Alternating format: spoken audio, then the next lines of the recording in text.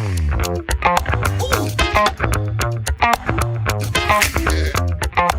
guys, welcome to another episode of the Ground Up Podcast. My name is Matt Walton, here with my co-host Matt Huber. Great, man. How are you? Good, just us two today. Absolutely. These are the ones that we don't do often, but man, I feel like you and I have a podcast like this maybe once or twice a week. We just don't ever record it. Just strategy session, game planning, just talking so we're just going to do a little recording of it at this point. Yeah, I know. We talk on the phone consistently about whatever's going on. So yeah, it's time to actually maybe let somebody else know what we're doing. Absolutely. So one of the big things that we've pushing on lately now, we have obviously the assist side, our Spinwheel Assist company, which we're finding VAs for other wholesalers just like me, putting VAs in there to help them run their wholesale business, as well as acquisitions, just making phone calls for them and setting appointments, or just handling the CRMs for them. But we also have been really expanding into another avenue right now with VAs. We've seen a lot of success and traction with it, and it's been an opportunity for you to help provide a lot of value for clients. Yeah. So you run Spinwheel Consultant. You've been doing that for a while now, where you consult for sales for a lot of different people and help them to grow sales teams and understand how to be better salesmen, things like that. But one of the things that we've now added because of what we have access to is sales teams for people. Yeah. So how have you seen that growing, and what do you see from that coming from that lately? It was what I always knew we would evolve this to when we started accessing the talent, building the training programs. I was obviously really focused on the VA side because that was the kind of area of opportunity we saw the most immediate need. But as we started accessing the talent, to me, it was always the natural evolution into the next step being what we do on the sales side, because both your and my background coming from sales, my focus around the just attachment to development and the focus around wanting to be able to kind of build and train salespeople from the ground up. I knew that was always going to be kind of where my heart would go towards. And as we originally started the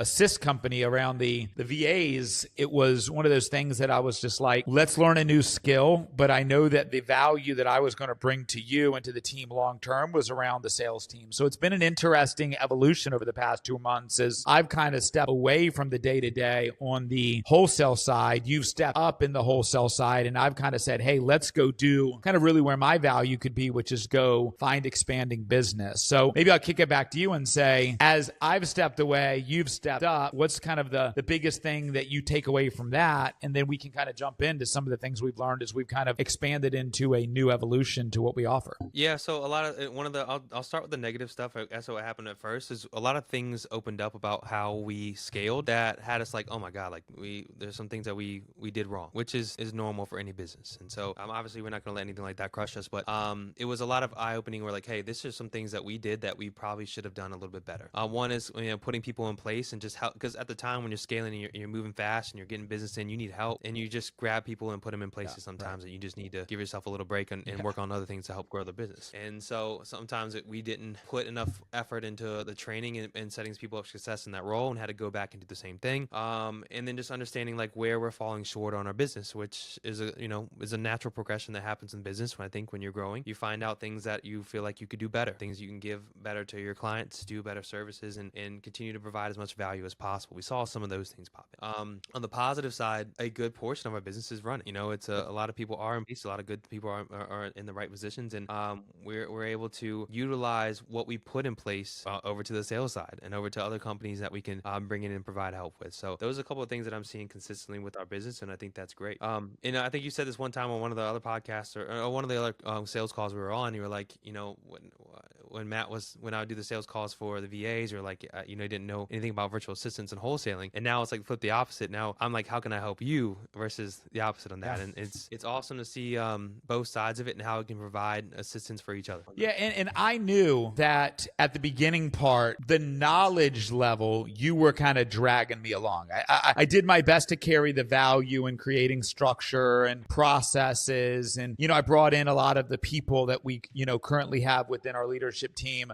just from, previous roles, previous organizations. But, I was obviously at a disadvantage. I didn't know anything about wholesaling. I didn't know anything about kind of the structure. And I counted on you to build a lot of the training program, while I kind of focused on the people development and the process development. Now we're in the point where my experience, my knowledge, my day-to-day is really back in the wheelhouse. But before we go to that, I still want to touch back on kind of where we made some of those mistakes, I think, and, where we're learning. And one of the things that I've always known, and as I've consulted with companies, I've always tried to tell them and learn first nature, is nobody will care about your business as much as you do. So anybody who's a founder, an entrepreneur, when you get to the point where you're going to try to hand over some of that responsibility, no matter how much people care, they're never going to care as much as you. It's never going to be their baby. That babysitter is never going to care as much as the mother is about that kid. And I think that's something that we learned. We have a lot of really, really, really devoted people on our team. We have a lot of people that are really interested in being a part of this short-term and long-term. And even though we offer something, I think, very unique in regards to a level of partnership and ownership within our organization of the departments, nobody's going to care as much as we do. And that's something we got to continue to remember. And as we put people into leadership roles, even put people in a position to run a subsegment of our business, the never taking your eye off the prize was something I think that was really important. So that's something you and I have had a conversation with about over the past couple months. Where do you feel you stand on that process right now? Yeah, I mean, obviously, you have to know that. I think who said this, Gary Vee or something like that. Like, you shouldn't expect anybody that comes into your business to care more than you, obviously. But if they can do 80%, you're set. And I think that we ran into a couple people that we obviously had to move around and get out of certain places, and we found people who were very good at the spots. And I think that was kind of a challenge for us. We got some people in good places. But you're right. I mean, we had to focus on how can we, with people who aren't working as hard as us, still put them in the right place to be successful. But then I always want to take it back on myself, because I want to make sure that, hey, if something doesn't work out, I want to first blame myself. Like, what did we do in order to not set us up for success on that? And I think that one of the biggest things is that we didn't focus on developing the people first before we put them in those places at first. And now we've worked on that a lot. And I think that's what's helping us to build and grow. Yeah. And I think that's such a good point, because I think that my expertise, my passion is developing people. And I spent so much time focusing on building the business that I got away from the thing that's truly going to make the business grow the most, which is duplicating ourselves. So something that we started doing about a month ago that I'm really excited to see us continue to do, which is both you and I made a decision to hire a junior executive. And for us, what that means, it's a big title, it's a nice name, but we both went out, found somebody within our organization that was the closest example of what we could be, that we would just 100% try to duplicate who we are. So for me, that's somebody who's really strong at the interviewing process, really strong at the selling process, really strong at the coaching process, and teaching them the core skills around selling front to back. And for you found somebody equally as talented that can do what you do. So talk with me a little bit about what your junior executive is doing and kind of how that process is going for you so far. Yeah, so right now, I mean, she's been every meeting that we're a part of, which is great. But she also, what we're having her do is to really dive in and understand the wholesale business from start to finish. Because I think that one of the things that we need within our company is somebody who can help show people the way to be successful, especially with VAs. Now, it's not something that we offer within our company as, for virtual assistants. We're not here to help people run their business. We're here to supply VAs that help supplement their business. But a big part of what I've been doing lately, and I like to do it so it doesn't hurt, is to help show people how to run successful businesses with wholesaling and utilize a VA in the best way possible. And so one of the things that my junior executive is doing is within my company here, she's going to start her own market from scratch, learn how to do market research, learn how to build a list, call those agents, build the relationships, get the deals in, work on their properties, all the way to closing deals and learn how to find buyers and dispatch. I mean, every little step of the process she's going to learn. She's going to do it on her own. Well, not on her own. We're all going to be there to help, obviously, but she's going to do it from start to finish. So that way, when it comes to working with our clients, she knows the process. She knows how to be successful. She knows how to do it. So when she comes to help a VA or a client that needs to be successful, she's that person who can jump in there just like I am. Yeah. This also helps when you have new clients coming in. It's a way that you can actually talk to them. On our sales calls that we have, it's nice to have, you crushed obviously the building the value about what we offer, because we offer a great service. But having somebody with technical knowledge to be able to say, look, I'm doing it. I know exactly how to do it because I'm doing it right now currently. I can show you how I'm doing it. Having somebody else to come in and have that expertise is I think it's invaluable. Yeah. Yeah, and so as I brought in my junior executive, the big thing I'm having her work on is teaching her sales from scratch. I mean, she's incredibly intelligent, incredibly educated, very hungry to learn, but she's never done sales. And so it's been great to look at somebody and say, hey, my sole job with you is to make you independently as valuable as you can be in a junior version of myself. And that's something I've done quite a bit in sales development and sales team, but managing a whole team.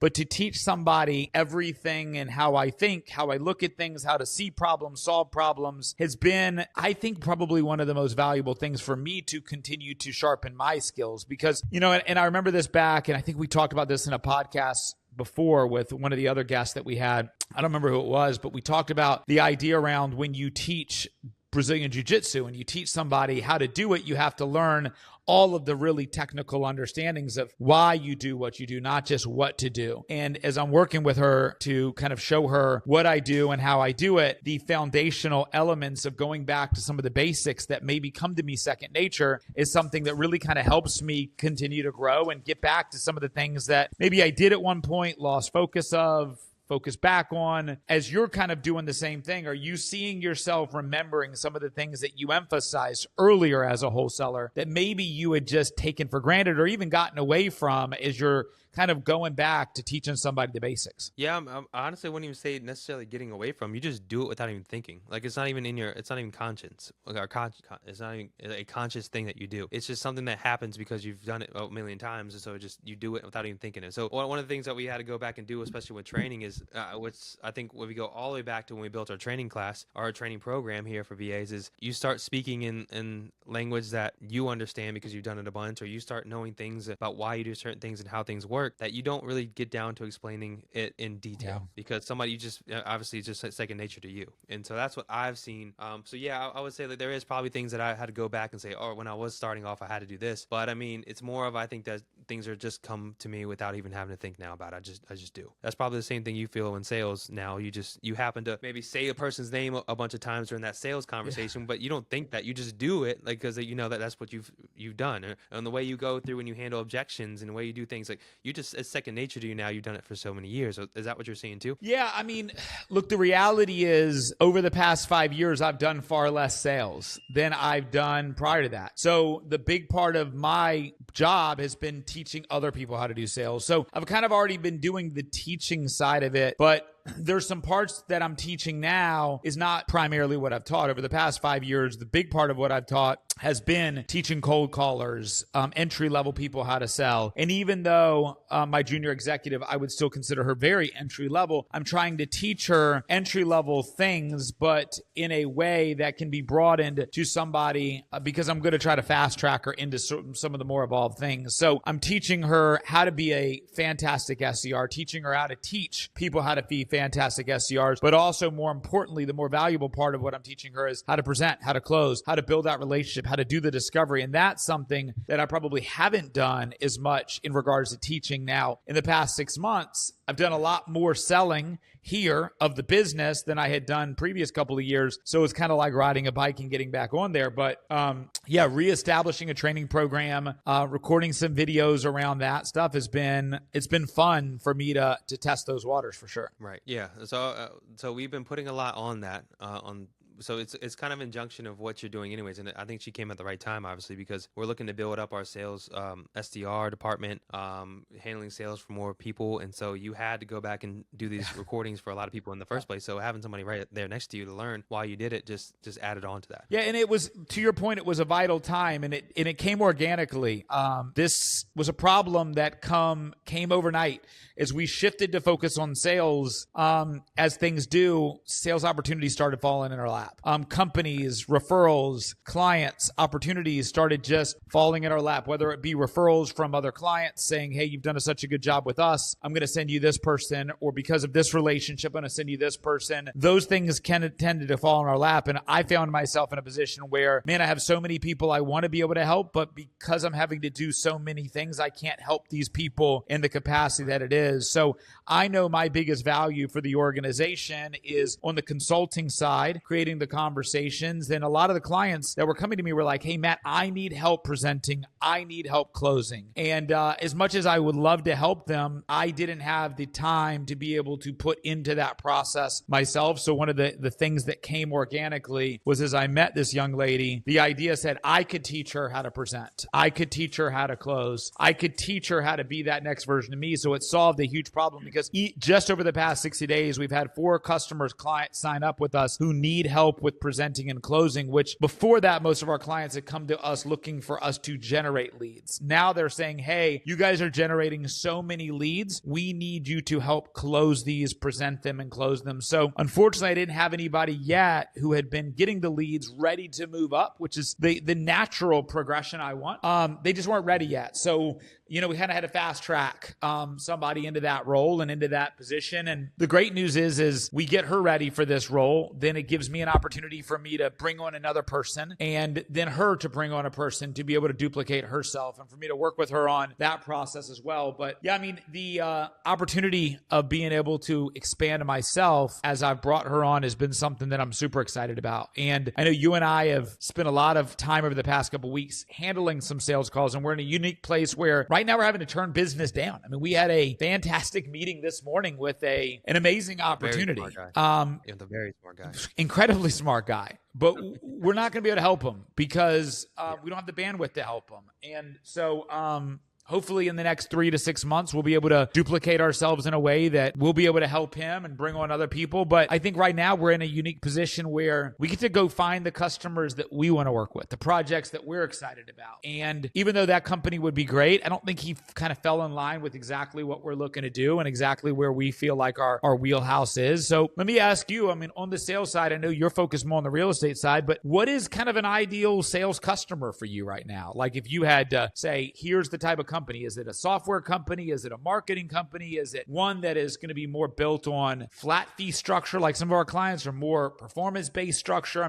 What's your ideal customer right now? So I love, I maybe didn't love it at first with you, but since I've been working with you a lot more now, the performance-based structure, I love that. For sure. Because you bet on yourself. Yeah. And if you can bet on yourself, and you bet on your team that you work on, and you put them in the right position to succeed, and they do, then you get compensated for it. I don't want to have the greatest sales team ever and then you just get the same amount of money every time. I would love to push it, and then so if our client is doing an amazing year, then we also have an amazing year with them. So I think that's it. I love obviously software. I love startups. I love people who need just that have a great product, that need help getting it out there and just handling the sales team. Because as we know, there's a lot of people who are so focused on building their business or their product or whatever they have, that the thought of having to now sell that is hard for them, because and especially with people who are very smart, like the person we talked to earlier, who are so so enthusiastic and they love what they do that they talk in circles to people. Like it sounds like a different language when they talk to people, because they're just so excited about their product, and they go through it, and then you can't really relate to somebody on a level that they needs the product but doesn't understand all the technical stuff yet.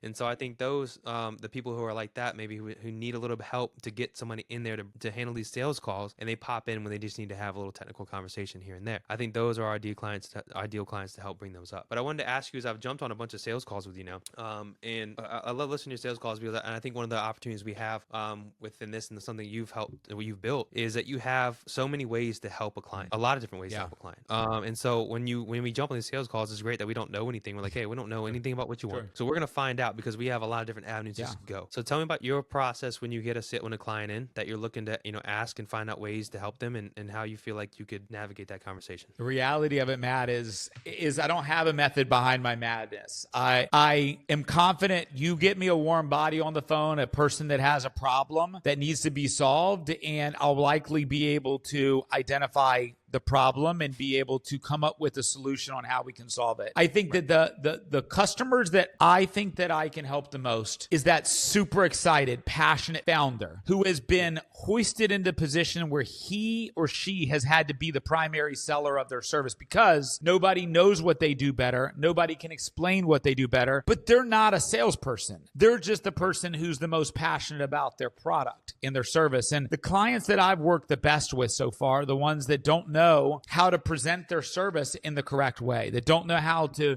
evolve past them being the person who sells it. Because at the end of the day, these product designers, these coders, these marketing specialists, they're most excited about building something behind the scenes, not selling something in front of the scenes. And they've had to be the seller. And really where I think that we come into play the best is when we say, hey, you teach us enough about the product that we can help find the clients, position the product, find the needs, sell the needs. And then when we need that technical approach, you can come in. And that's been where we are, I think, the best place we are. So we got a client, this amazing software that we work with that helps with recruiting software, that we've come in and we're going to be their sales organization. So we brought in SDRs, we brought in a couple presenters and closers. We have this amazing revenue split opportunity that I think is going to benefit us, but really, really help this company and this organization grow in a way they didn't know they could grow. To me, that's kind of an ideal scenario. So we went into that conversation though, Matt, just to kind of tie it back to your original question. I get on the meeting with that owner and he said, I thought I was going to get on this meeting to sell you, but I get the impression I'm about to be sold something. And it wasn't my impression. It wasn't my purpose. I didn't have a purpose. I got on the phone with somebody who wanted to get on the phone with me and I wanted to know more about his business. Glad to tell him everything that I do and everything that I can do. And we were able to identify that he has a great product. He has a great service. He didn't know how to present that product very well. He didn't know how to get the message out to customers. And I so happened to have a team of people who were great at finding customers, selling appointments, and have a team of people who are great at being able to sell the product. So that marriage worked really well. So I say you say you don't have a service or you don't have a set plan when you go in this, right? But the same thing is we kind of do, because what you say, I think what you probably say most is the most important part of a sales call is discovery. 100%, right? 100%. So you do that. Like you might not, maybe we don't call it that while we do it. We're just going to ask questions, and we do that in a level like, because we could jump on the call and say, hey, we are consulting business. We can help you with this, and nobody would ever want to sign up with us because we're jumping into all this stuff that has no value to them right now. Maybe one thing out of all the stuff that we do, but when we did when you do the discovery part and you just ask a bunch of questions, you have no idea what they want, and then you start to see like, okay, this is your problem. This is how we can help. So I think that's why it works. Yeah, no, I mean 100% that's why it works. I mean, but you say that as if that's like a known commodity to everybody. I mean, I would tell you 90% of salespeople I know spend less than 5 minutes on a discovery, and they do it in a way that is so juvenile in thought, and they go straight into me. This is what I do.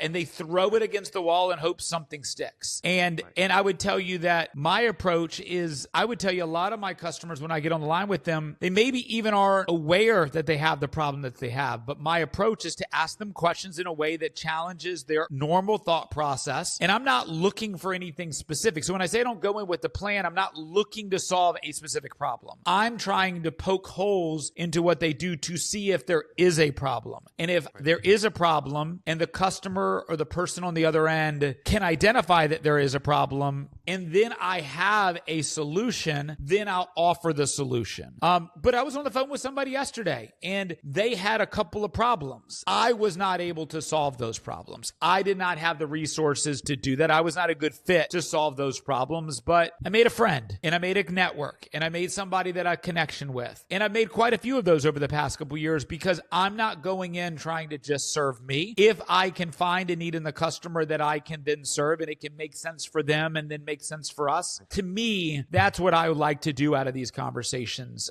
Now, fortunately, we have something offered with what we do through the consulting services and the staffing services that is something that almost every company needs. And can I get more sales at a low cost without a lot of overhead, without a lot of risk? And not many companies out there aren't wanting to get in more leads, sell more product without a lot of risk. And that's something that we offer in a unique way that isn't really in the marketplace pretty consistently. Yeah, I mean, how many people can we hire for the one salary of one sales rep in America? Absolutely. Yeah. Yeah, right. And so and that doesn't diminish the skill level for sure, or the hunger or anything like that. It doesn't. Yeah. It's great. And sometimes I think sometimes people look at us and say, because we have access to worldwide talent, that we only have access to worldwide talent. 25% of my employees that I provide staffing to for my clients are US based. 75% of my employees that I provide staffing to are non-US based. There is truly no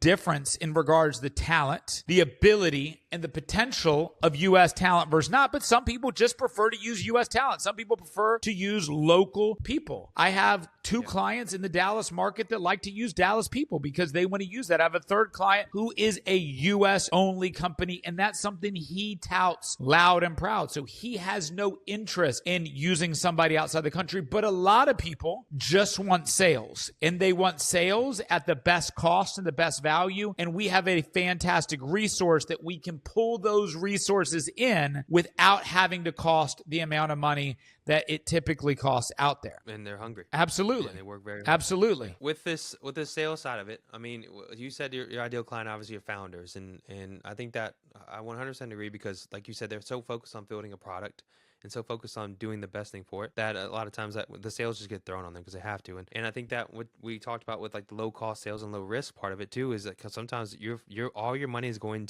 into building your product, and so you might need the sales in order to obviously boost your evaluation if you're trying to get some funds in, things like that. But you can't afford to pay for an entire sales team at the same time. And so we can come in and we put our, like I said, we bet on ourselves, and we put our money where our mouth is, and we say, all right, we'll take the brunt of it. We'll eat the cost. We'll make you some sales, and we'll make some money for you. We'll build your business. Yeah, and it's just about making it make sense for you, right? And make it make sense for us too, right? It has to make sense for us. But if you've got a great product, you've got a service, we believe we can sell appointments, and then we believe we can sell the product. We've got multiple clients right now today that we're in the process of. We have a sales team. We're getting them leads. Between myself and a couple other people, we're presenting and closing those customers. And when we get that, it pays for itself for us and for them. And there's no risk. There's no overhead. Now, obviously, if we're going to burden the risk of the cost of our staff, we're going to charge a little bit more in regards to what we get on the back end. And if you don't want to do that, then we have a flat fee structure that we can base a performance-based structure off of. It really is up to you on where your risk tolerance is, where you want to bet on us versus bet on you. We're willing to bet on ourselves. I've built, Matt, you've been a part of these teams. I've built now over 10 to 12 different teams for different corporate companies that range anywhere from 5 people to over 60 people. I specialize in and get excited about building teams from scratch, building a culture and environment. I only like growth from within. I don't like to hire people that aren't specifically trained and groomed in that way. And for that reason, I like to really dig in with my people. So, if you hire Spinwheel, if you hire me, every single person on my team that'll be working your account is talking to me every single day because they're here not to be an employee. They're here to be somebody that's a future part of my organization, a future part of Matt's organization. And we believe more than anything on how to develop and grow people because that is our mission. Our mission of our company is to serve you as clients for sure, but we serve you best as clients is by creating a true why for our employees. And money is a reason why all of us come to work for sure, but if it's just money, that's a limitation. And I believe the thing that makes our employees more motivated to drive through all goals that we have for them is because we create true opportunity for us. So far, in the first 8 months of us creating Spinwheel Assist, I think we've had an opportunity to promote over 15 people directly from an entry-level role into a leadership role. We've been able to elevate multiple people from leadership roles into partnership roles and managerial level roles. And that's the thing I'm most excited about. That's the thing I'm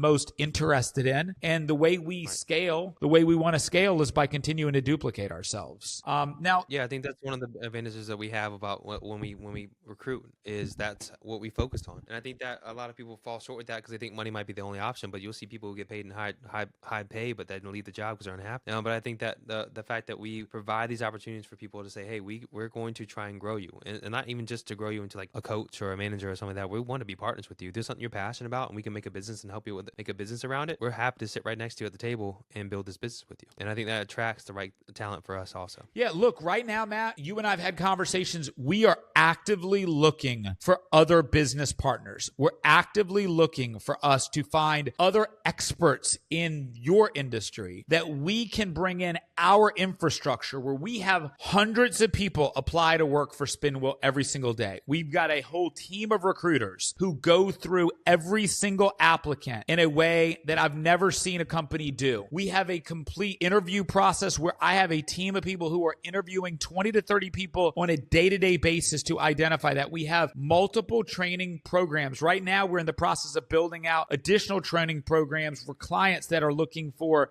developers. They're looking for marketing specialists. They're looking for designers. I've got a person who's considering hiring architects. We have access to any type of candidate you want. And if you have an expertise in a field, in an industry like Matt does in real estate and wholesaling, like I do in sales and development, like another business partner of mine does, Taylor, in BDC for car dealerships, we have an infrastructure that partnering with somebody like you who could have a level of expertise where we could build a business off of that, let us know. I'm telling you, we are actively looking for people like Matt who have a specific knowledge in an industry where we can plug in our infrastructure. And I'd love to show you how that could work for you guys, because that's something we're actively searching for. Yeah, there's so many different industries that we could pop into and do work. All we're missing is one partner that can come with some expertise and help us run it. For sure. So it would take us way too long to learn everything that we it wouldn't make sense for us to learn every industry and become experts at that to do it. So we have to bring somebody in. Yeah. I mean, I can see, and we toyed with these ideas.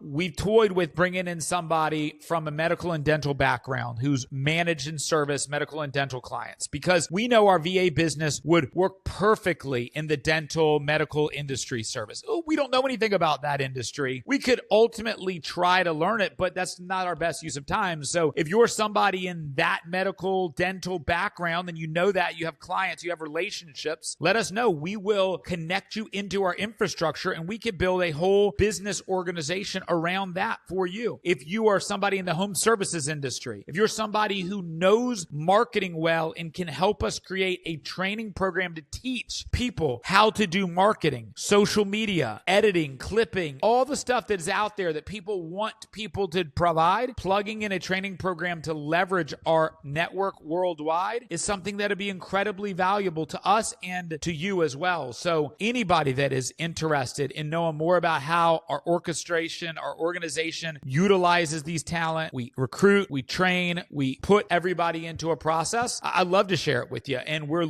actively looking for other people who have those expertise. Yeah, like and comment and let us know if you are somebody on this, and let us know. We'll reach back out to you guys and get that set up. We'd love to meet with anybody we can to become partners with. Absolutely. So let's take it back. Let's take it back a little bit here before we pop off here. I want to talk just to help salespeople out there, because I think that's something that you're very good at, obviously. And that is the mindset behind sales. I know you talk about it a lot, and there's a lot of people we talk to like, oh, I don't like sales, because rejection's hard. Rejection and getting told no and getting cussed out and things like that, it's hard. And you have to really pick yourself back up over and almost every call and make yourself go through it again. So go through a little bit of mindset that you have that you help coach on for people who are sales reps who are looking to be successful in sales. So for me, and I can't speak to how other sales leaders what they might value, but for me, I look for 3 characteristics in a candidate who I think will work well with me in a sales role. Number 1, I look for somebody who's got the ability to take a high volume of rejection. In most of my sales roles, I like to do cold call sales roles. I'm not a guy who's answering the phone and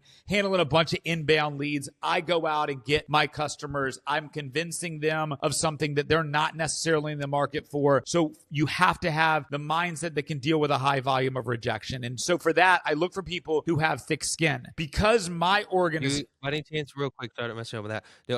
That made me think of something that. Do you look for anything that you did before in their life, like sports, for example? Like I used to pitch, and they used to always say at the same time, like, don't forget about the last pitch. Last pitch never matters. You can get rocked for a home run, and it doesn't matter anymore. You got to go make the next pitch anyways. So you ever look for anything like that? I look at personality traits. I definitely value people who like competition. I definitely value people who are former athletes. I'm a former athlete. Matt, I know you're a former athlete. Being comfortable in competition, being comfortable not being scared to win and not liking to lose is something that's very, very valuable, because I like to create competition within this. I think that one of the biggest reasons why sales called to me so much, because it was a very analytical, statistical based business that I could very much see my average, my batting average per se, my slugging percentage per se, those statistics and analytics that you'll get in sports, like your 3-point percentage. I'm able to see those things on a scoreboard and compare myself next to my peers. The number one thing that drove me to be the top salesperson in every every organization I had was competition. It would piss me off if, Matt, you and I were salespeople next to me and there was any statistical measure that you would beat me in. It would drive me crazy. So I would do everything I could to beat you simply because I'm that competitive. And I think people that are that competitive have to know how to use competition, because sometimes super competitive people, if they're not able to win, it almost hurts them more than helps them. I use it to help me win. And if I don't win, it's not like it's the end of the world, but it drives me to go further. And you know this, I believe successful salespeople either down to their pitch, their pace, and their attitude. And for me, being able to focus on the competition to drive the activity goals that will get me to the result goals, what matters the most. All right, I cut you off in there. So you said obviously can be able to handle a lot of rejection. Yeah, so the three things I look for is being able to handle a high volume of rejection. And for me, that also ties to the thickness of your skin. I'm intentionally not a politically correct person. I never will be. I don't want to be. I don't think people learn that way. I think people learn from direct communication, honest communication, but from a place of love. And so for me, if you're somebody who's sensitive, who gets offended easily, who will break down and cry if somebody tells you something that you're not good at, you're likely not going to work well in my environment. So I look for people who have thick skin, take a high volume rejection, who are mentally tough. That's attribute number one. Now, in the same sense, because I am a big coach, I don't like the word manager. I like the word coach. I look for people who have a student mentality. So for me, I don't care what you've done prior to you walking into my business. I care what you do the day you walk in. And if you're not actively trying to get better every single day, you're likely not going to succeed in an organization that I run or in an organization that Matt runs, because we are so heavily focused on developing you and coaching you. And so if you want to just come to just get by and collect a paycheck, there's plenty of jobs out there. Our company's not it. So I look for people who are hard-minded, strong-minded, thick-skinned, take a high volume of rejection, somebody who's got a student mentality, and then last but not least, and it ties to the other things, which is self-awareness. And I don't know how to teach self-awareness, but I just tell people it's really important. And you need to know what you're good at. You need to know what you're not good at. And if you truly understand how people around you view you, and you know what you're not good at, then when you're coachable, you can receive the coaching. And as long as you're not offended and you have thick skin, the person who's coaching you can tell you the truth to where you can apply the coaching and you know what to be coaching. So those are the three attributes I look for in a salesperson. I don't care about a resume. I don't care about anything you did before there. If you had the ability to do those three things, you're going to thrive in Spinwheel and thrive in a sales environment that I'm running. Absolutely. And passion. Yeah. I hope you guys can hear it. I get excited. Yeah. I'm passionate. I do look for energy, enthusiasm, excitement, and I don't think you can fake passion. I don't think you can fake energy. Energy and enthusiasm, especially in phone-based sales, is, man, one of those things that's immeasurable and it's imperative. I don't care how smart you are, how smooth talker you are. I don't even care how good of a listener you are, which I think is the most important sales attributes, listening. If you can't communicate your message in a way that's passionate, nobody's going to care. If you don't care, nobody's going to care. Yeah, and I think one of the things that throughout my time in sales careers, like I think that I was never a good salesman. I never thought I was a great salesman. I just never thought I was. When we're here now and we sell our product, I think I'm way different because I'm very passionate about what I do, and like I'm passionate about what we provide. I know I can stand behind it because I have the ability to stand behind it and make the choices I need to make for it. And so I think it's way different. So I think that is a different level when you have that kind of passion for something. And like for you, it might have been, you might have not have cared when you sold what, satellite, you sold cable or something like that back in the day. TV, yeah. You probably never cared about DirecTV, but you were passionate about the competition side of things. Yeah. And you wanted to win, and you wanted to, you found your passion on that side. So it doesn't have to necessarily be about the product or the company. It has to be passionate about something to push. Yeah, you have to have a purpose. You have to have a why. And so for me at that company was so valuable to me because it first taught me how to be a good seller. It taught me how to take a high volume of rejection, focus on pitch, pace, and attitude, work my law of averages, and focus on the next customer in front of me. Remove the things that were out of my control and focus the things that were in my control. And that was pitch, pace, and attitude. Why I was so passionate about that business, because I knew I had an opportunity to grow. I knew if I was able to beat everybody else in my office, that I was going to get an opportunity to train and develop people. And I was going to have somebody invest into me to teach me how to do that. And that happened. In the first 4 months, I was able to start training, teaching other people. And I really started liking that. And then I got an opportunity to go open up an office of my own where I had people who believed in me, who followed me and moved and relocated themselves and their families to follow me to open up a market about an hour away from where we lived. And then eventually I had an opportunity about 6 months later to promote somebody to run that office and to go back to where I came from and then promote somebody there and then to go to Augusta, Georgia and then build up another office from scratch. And that's where I learned the value of, at some point, somebody invested in me. And it's my duty to invest back into the people that I owe because somebody did it to me. And that's where I learned my real why, my real purpose, which is to train and develop as many people as possible. So throughout my career, the number one thing that has driven me to be able to do everything I can is to put myself in a position to be able to help as many people as possible. And the thing I'm most proud about are the people that are around me that at one point were sitting here that are now standing next to me in business,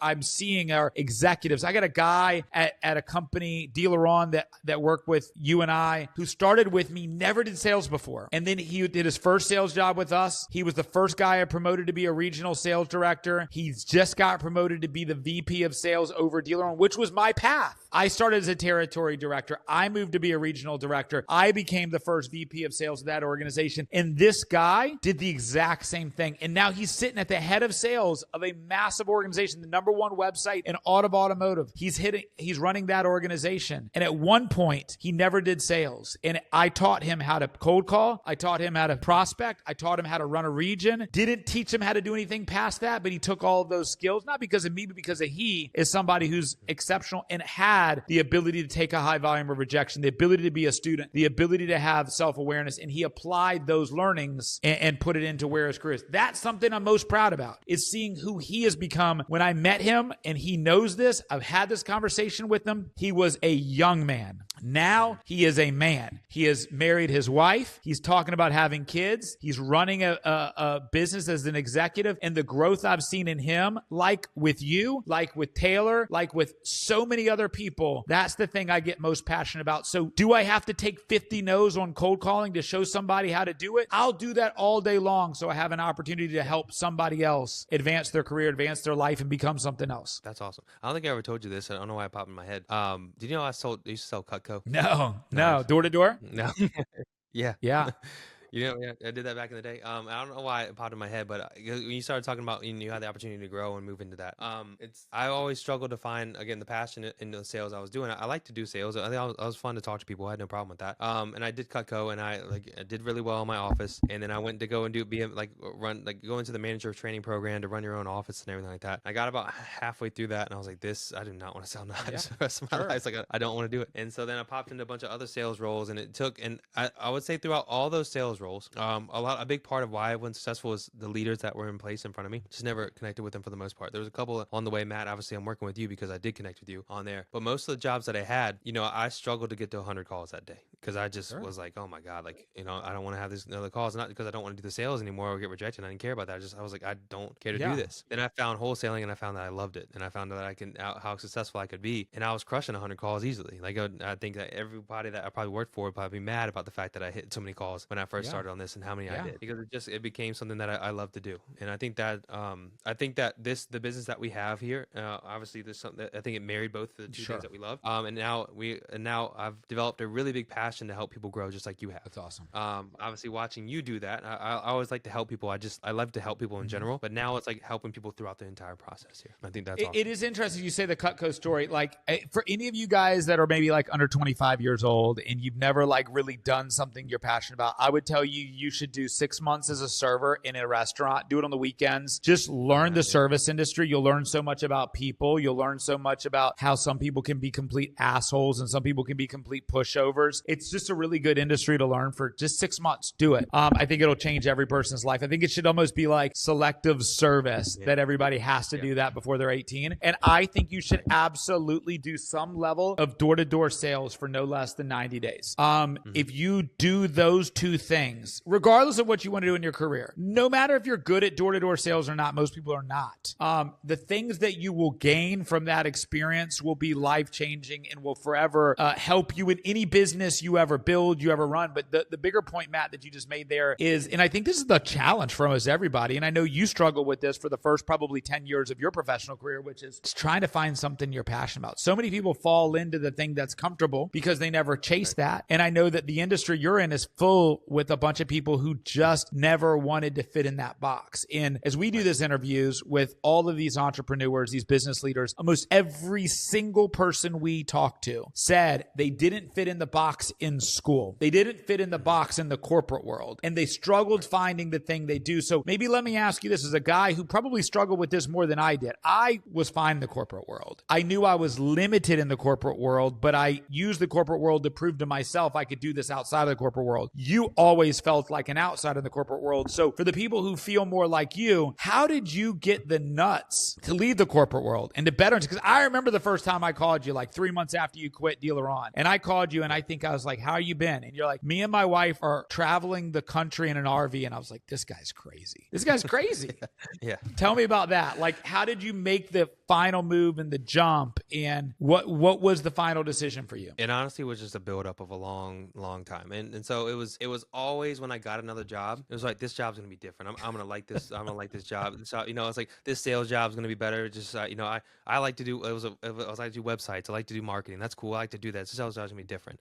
And I just kept doing that. Like, I would kept leaving, getting, like, sometimes I got fired. Sometimes I would just leave the job and I would just go to it and I would just think, like, this one's going to be different. This one's going to be different. And I would start hot and I was like, I hate this. Like, I like the decisions that were being made and things like that. I'm like, I don't agree with all these. And I don't like being that person that's, again, I would make this sales and I worked hard for it and then I would get a tiny cut of it. And I was like, I don't like this. And so I kept doing that over and over again. And it got to the point where I couldn't take it anymore. And then I just happened to get, like, I don't know, I believe in signs from God. And it was like, I happened to know about wholesaling a long time ago and didn't really think much of it. I was trying a bunch of different things. I tried day trading. I hated that. I went into marketing, trying to run like a website company. I tried to drop shipping, anything you can think of. I was like, I'm going to try and make money. I'm going to try and make money outside of this because I got to leave this because I know that if I get another sales job, it's going to just repeat the cycle. I just know what's going to happen. And so I think at Dealer On, I was starting to get myself out of that also just because I was trying everything else on it. And I saw this guy, this TikTok, and his name is Paul McComas, and he happened to,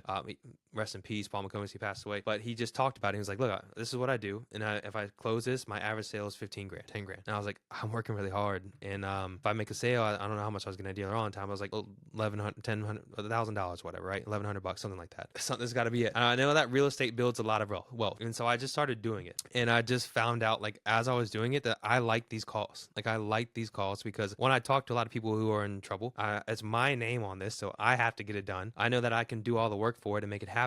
And then when I've got that first check-in and it was like 12 or 15 grand, I just looked at my wife. I was like, I'm quitting. I'm done. Like, I was like, I'm never working another corporate job again. And it's just, again, it was just a build-up and a long time of going through this crap that I just couldn't take it anymore. I was like trying to just find something I could fit into. And like you said, it just didn't fit in that box. I couldn't make it happen. It's just, no matter how many times I loved working for you. I think you were an amazing mentor. You were somebody who helped build us up. You gave people purpose within a company to grow. But again, I couldn't get it. Yeah. I just couldn't get in. Yeah, it was still a box. And so I get that. Right. And so then, I just happened to find that. I fell in love with it. I then got a couple mentors in order to learn a little bit faster. And when I started working with agents, even though a lot of agents, they piss me off, I just found it to a point where I could marry where I did with sales, but it's not really sales at the same time. And I could find a way to make it all happen for everybody and obviously make a lot of money from it doing it also. And so it just allowed me and my family to be on their own, not have to worry about everything, have our own schedule. And is that the freedom of it, of being able to do what I want to do, is what I'm probably most passionate about. Like, I literally work from home, and I know it's frustrating as hell because you see me, I'm the only one I feel like I ever holds a baby. I'm doing these meetings. My kids are coming down, but I literally I can finish the meeting if I need to, and I need to pop up there and hang out with my kid for a second. I can do that and then come back down and do what I do. Yeah. It's nothing better than that. I mean, like, the thing that I look forward to the most in almost every day is the fact that me and my daughter, every morning, we get in the car at 8:40 in the morning, and we have a 20-minute drive to take her to school. And I will not take calls. I will not take meetings. It is me and my daughter listening to Kesha and Katy Perry singing along together, whatever she wants to listen to, right? And we're just, music as loud as it gets, and we are just singing and dancing in the car, just me and her. That's something that a lot of people don't have the ability to do. and that you get with the freedom, of being able to, work from your house and do those things. And yeah, it's a big part of it. So as we go to the next step here, where do you see the next step for you in that process? I mean, you've done the wholesaling stuff, done really well with it. We're doing this. Is it just continuing to build it out? Continue to expand this? Is there other things you want to do in the coming future? I mean, where are your thoughts right now? Yeah, obviously expansion. I think that we have so much room to grow within Spinwheel. So much room to grow. Like we talked about earlier, there's so many different industries we can jump into. The sales side is just getting started. We have so many different people we can help out on that side. As far as wholesaling, obviously continue to expand my operations into multiple markets. Hopefully by the end of this year, we should be in an additional 4 markets. I think we're going to double that, but at least another 4 markets, and really understand the process of building that entire business to run fully on itself. But as we just talked about, I think one of the biggest things that I love to do is to help other people out. And so I think I've talked about it. We had to get through my son's surgery, and that's all done now. And now we're working on the recovery side of it. But the next step is for me to help other people do the same thing I did, because I know there's other people like us that can't take it anymore, that I need to find something else and are looking to do it. It's other people that have tried to do it and maybe just couldn't for any reason. So to help anybody I can to build up and say like, hey, like you just talked about the guy that's running the head of sales right now, to be able to say, hey, I helped that person get to there, and like it just might be a little selfish, but it also feels really good to help other people and follow their dreams and get to where they need to be. It's, to me, the most rewarding part of the whole thing. Like, and it's when you're in the fight, it's hard to pay attention to those things, but when you take a step back, it's the thing that I get the most enjoyment out of. It's more valuable than any amount of money, or as my bank account grows, or any of those other things. Is, man, seeing the legacy you leave behind with some of the other people and the legacy that they're creating, for me, has been the most rewarding part of it, for sure. Awesome, man. It's late here. We gotta go to bed. We're old. Absolutely. Yeah. It's time to go to sleep. But yeah, tomorrow's my son's birthday, so I got a lot of stuff I gotta do over there. But if you guys are if you're looking to, if you're an expert in any market that you feel like we could help out with, please, especially reach out to us. Like, subscribe, send us a DM, whatever you need to do. Get a hold of us. We're always looking for partners here. If you got any value out of this, of course, like, subscribe, comment, share, hit the bell icon for alerts every single time we drop an episode every Monday at 10 o'clock. Thank you guys so much for watching. I appreciate it. Matt, it's always good to talk to you here on camera versus always on the phone too as well. But I'm glad we get a chance to always to run Absolutely, this thing. man. Talk soon, buddy. All right.